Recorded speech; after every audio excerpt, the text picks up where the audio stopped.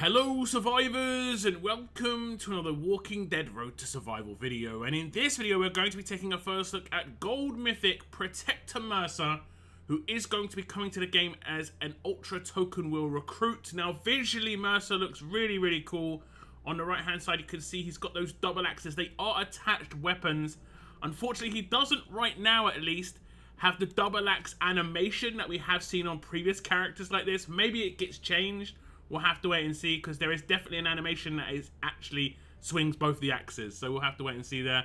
But there's very few characters that can take advantage, and Protector Mercer can take advantage. On the left-hand side, we can see his art in a bit more detail there. Visually, it looks really cool. And if you see in the background, there is another character kind of faded out.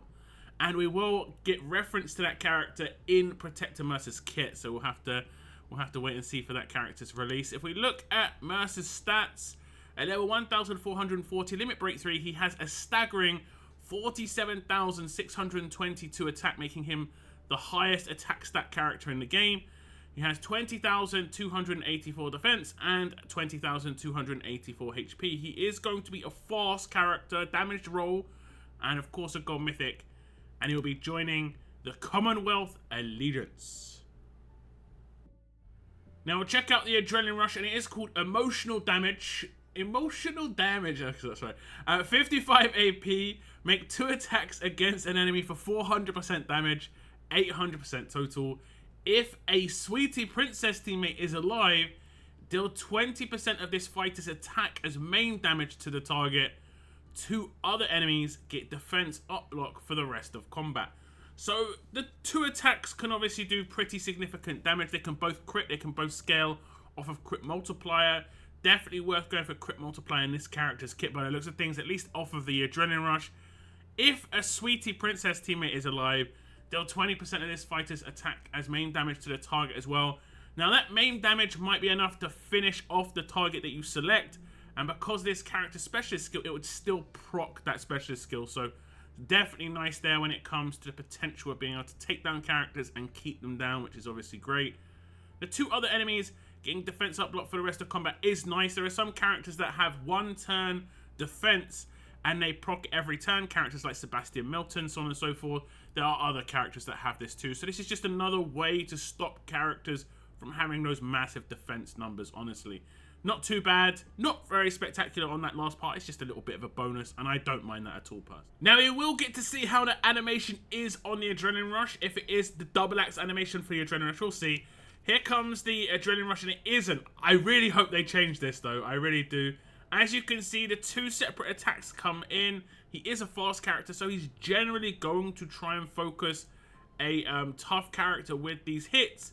The first hit did take down the enemy, and that character is down for the count. They are decapped. You can kind of see that they are decapped behind Molly's LB3, but that's basically one of the biggest things that Protector Mercer is going to bring to the table here. He is going to bring decap, and as you can see, there are 2 enemies with defense down block for the rest of combat. We have Nor and we have Clementine, and this does mean if they were to get a defense buff somehow, let's say on the weapons that proc every turn as well, so like the alert defenses weapon or the newer strong defenses weapon, these characters would not get that defense buff.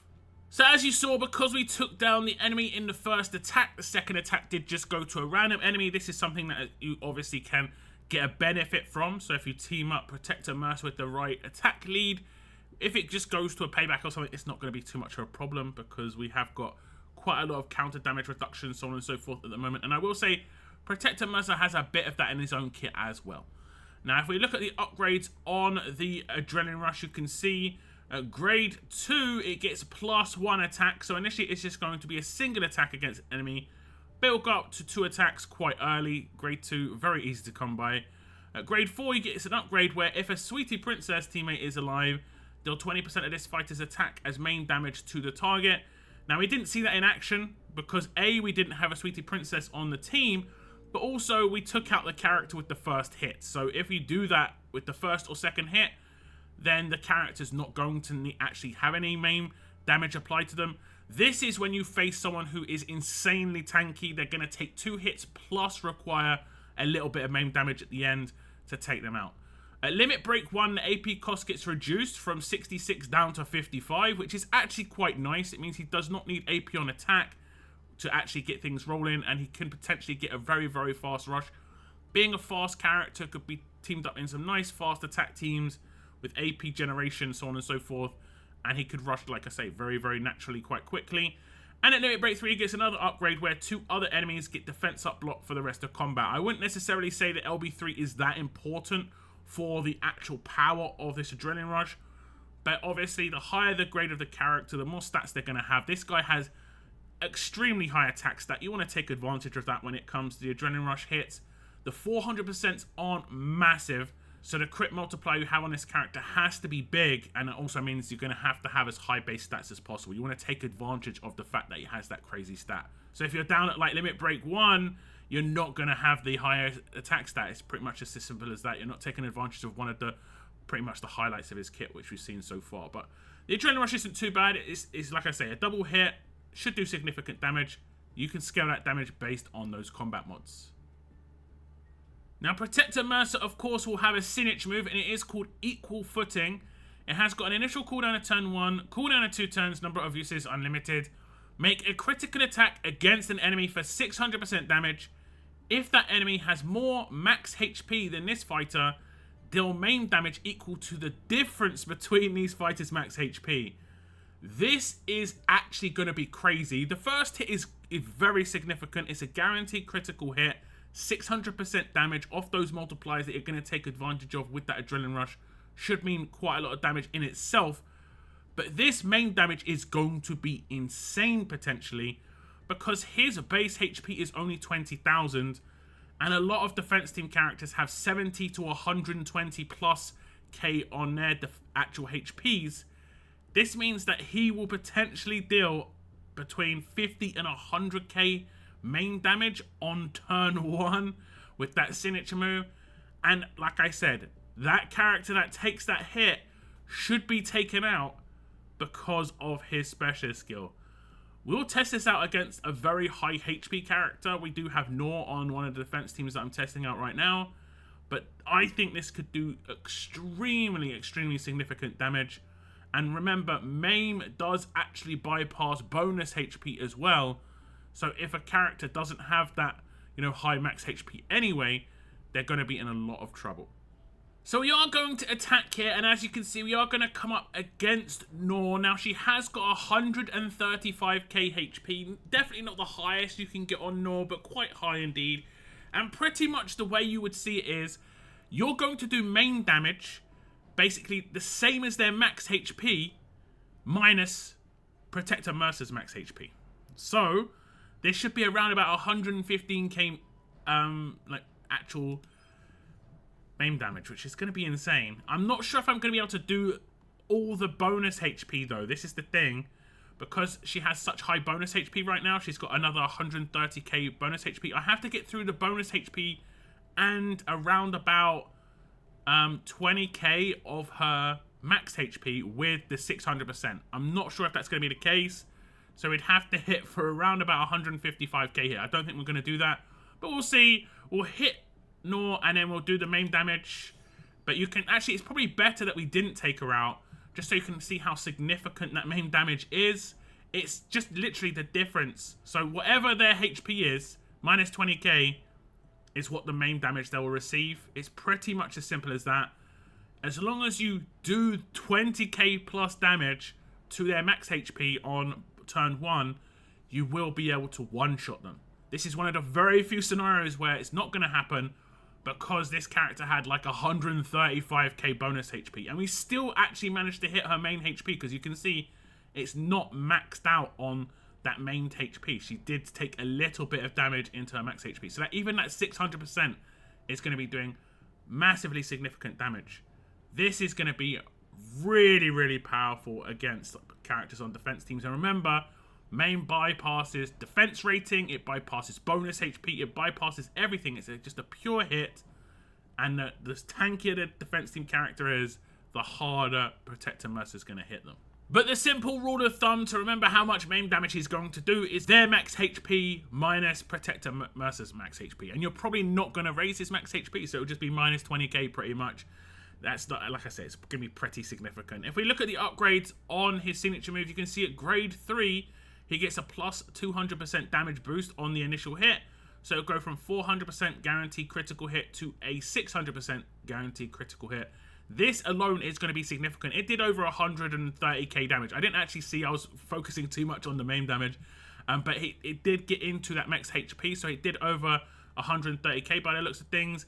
If we look at the next upgrade, it says at grade 5, it's an upgrade where if that enemy has more max HP than this fighter, deal main damage equal to the difference between these fighters' max HP. This is the most important part of this signature move, and it is a really good signature move to punch up as well. If you're someone who's struggling against defense teams, this one should help a lot because he's effectively getting a boost the stronger the defense team is. It's like I say, pretty nuts. And at Limit Break 2, it gets -1 to starting cooldown. We obviously had the Limit Break 3 upgrade on the Adrenaline Rush, so it isn't going to be as over the top on the signature move. First turn signature move is probably a good idea. You want to try and get this off as quickly as possible. It does have a 2-turn cooldown, so you will still be able to get this done. It also kind of worth noting that with these newer roadmaps, Mercer should be able to one-shot characters quite easily as well, because he's basically going to be doing their max HP minus 20k, which is going to be like 380k in some cases. So he should be really good for these newer roadmaps as well. I would say definitely you want to get him to Limit Break 2. You don't necessarily have to get him to Limit Break 3, but like I said, stats do make a big difference, especially on damage dealers. But Limit Break 2 is what you need to get this character to get the best out of this signature move. But if you only had enough to get 2 copies, he'd still be very good for the roadmaps. A grade 5 doing that sort of main damage would be extremely powerful for those roadmaps. And like I say, very easy to punch up. It'll be slow but sure. And because he's a decap, those characters would be just down for the count, which is actually really, really good. So even if you're free to play and you're sitting on only 120k tokens, this character is going to potentially be very useful for you. But Limit Break 3, well, I think he's going to be pretty nuts, honestly, by the looks of things. Now, Protector Mercer is an Ultra Token Wheel character, so we will be doing an Ultra Token giveaway in this video. So for your chance to win 10,000 Ultra Tokens, all you have to do is hit the like button on the video and just leave a comment. It doesn't matter what you say, as long as you leave a comment. Tell me what you think about Mercer, what you think about his visuals, what you think about his kit. Any comment will do. Make sure you hit that like button and you'll be entered into the giveaway. Best of luck if you do enter. Now back to the video. So checking out the mythic abilities of Protector Mercer, these are his passive skills. He is a damage roll character, so he will get agility where he'll get plus 20% increase in basic attack damage. This will be affecting his basic attacks, his adrenaline rush, his signature move. Everything will get a boost from this because they're all attack based. No deal damage here, so everything's going to get a boost here. And that is very nice indeed. And then the next one is called Group Hug. When attacking, deal 100% damage to all enemies adjacent to the target. This is again going to work with basic attack, signature move, and rush. And this is good because it can clear Guardian Shields.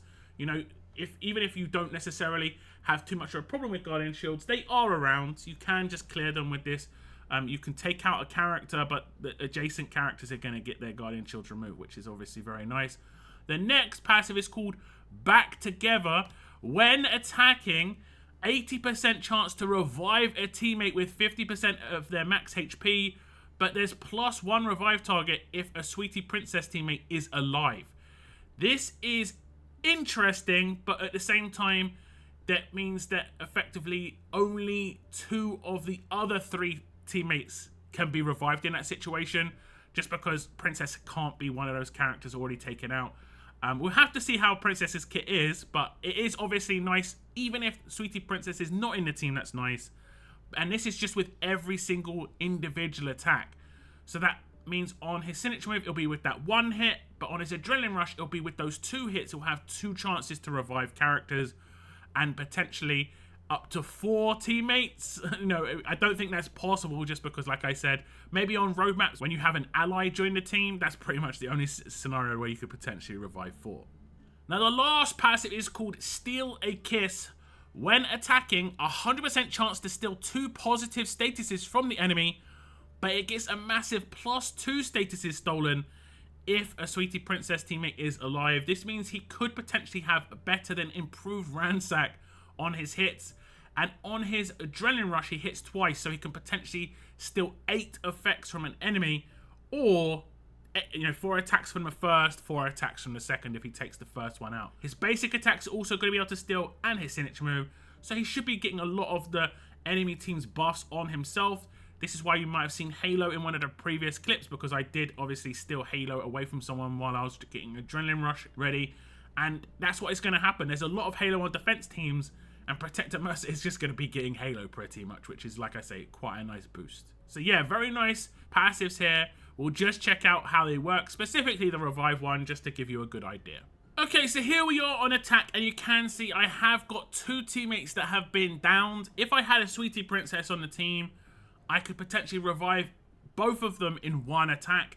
With my Adrenaline Rush, I get 2 chances to revive each of them once. So, for instance, if I pick up Trip first, the second attack I could potentially pick up Lee.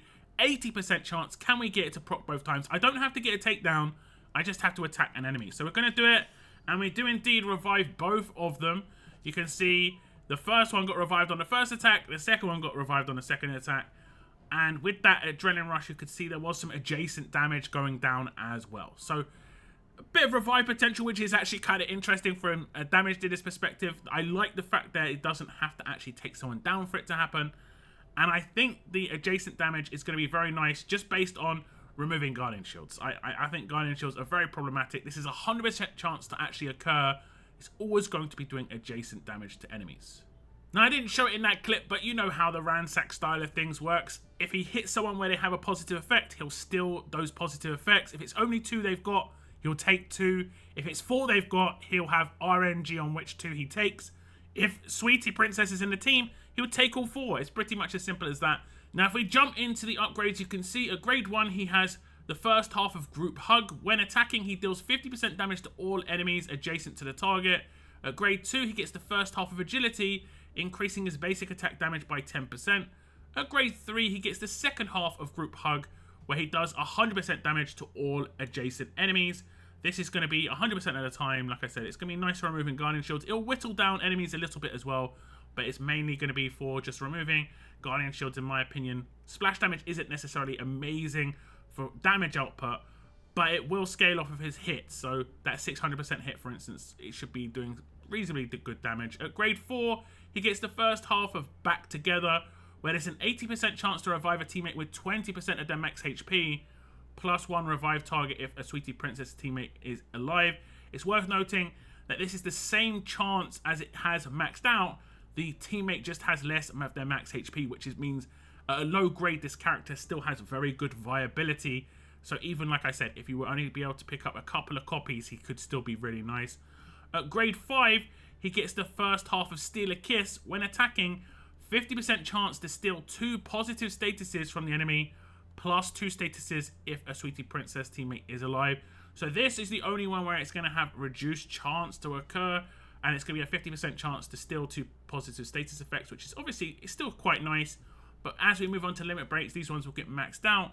Agility 2 will come in at limit break 2, making it 20% increase in basic attack damage overall. Back Together 2 will come in at limit break 2, and you can see that it'll go from 20% up to 50% of their max HP when they are revived. The chance to revive is still the same, 80% chance. And at limit break 3, Steal a Kiss 2 comes in, making a 100% chance to steal 2 positive statuses from the enemy, but plus 2 statuses if Sweetie Princess teammate is alive. I like his passives a lot, honestly. I don't think they amplify his damage massively, but he's doing already fairly significant damage on his main kit. This just adds a little bit more of like a support style, but also big bonuses. If he steals nice buffs from the enemy, it's obviously great. Him getting Halo is a big thumbs up, because obviously he hasn't got any of that on his main kit. There isn't huge amounts of that on attack teams, but there is a lot on defense teams. So like I say, he will be stealing that quite a lot, I feel.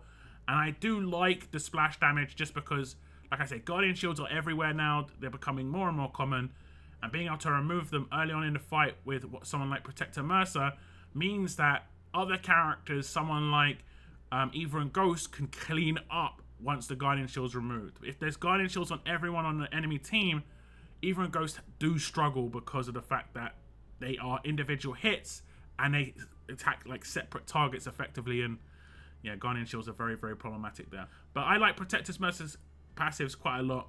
Very interesting on the revives. The fact that it's just attack based means it could just proc at any point in the fight, which is very, very nice indeed. Like I say, you have an 80% chance of that happening, even if you only have him at grade 5. So that lower end viability seems reasonable just because of how that signature move works. Now, the last thing to quickly check out on his main kit is going to be Protector Mercer's specialist skill, and it is Beheading. When this fighter lands the killing blow on a target, that target is decapped and cannot be revived. When this fighter attacks a target 20% HP or less, they are immediately taken out. It's pretty much as simple as that, and obviously they'll still be decapped in that scenario. This is very powerful indeed. When he does his signature move that hits for that massive amount of main damage potential, then they will also be decapped. Lots of permanent takedown potential, and that's why I think he's going to be good for that roadmap as well. You know, problematic characters, high HP, he's dealing their HP minus 20k. As long as he hits them for 20k on that signature move, they're out. They're done for the day, pretty much. The bonus HP is the only thing that's going to be a problem, as you saw with the clip before, but that was good to highlight the kind of main damage that he's going to be dealing out. Otherwise, it would have been hard to really get a kind of good idea of that. But yeah, very good specialist skill, very important for attack teams, and yeah, I think a lot of people will be happy with the specialist skill on this character for sure. Now, the last thing to check out are going to be the attached weapons, and they are Protector Mercer's Savage Dual Axes. They have got 45% attack base, a huge bonus to AP when attacking. When attacking, a 100% chance this fighter reduces reflected and counter damage to 0, an improved attack damage boost, attack still plus 35% damage, and they ignore defense bonuses. Now, the thing about this weapon is, because he has got a 55 AP cost rush, you could go for 55% attack and then do something in the second slot. You could potentially do AP on defense, so when he gets attacked, he gains AP. That could be a way to go. You could give him defense rating instead. I would not give him HP rating, because that would actually reduce the damage that he's going to do on his signature move. Just be aware there, but he does not need AP on an attack to get his rush in good speed.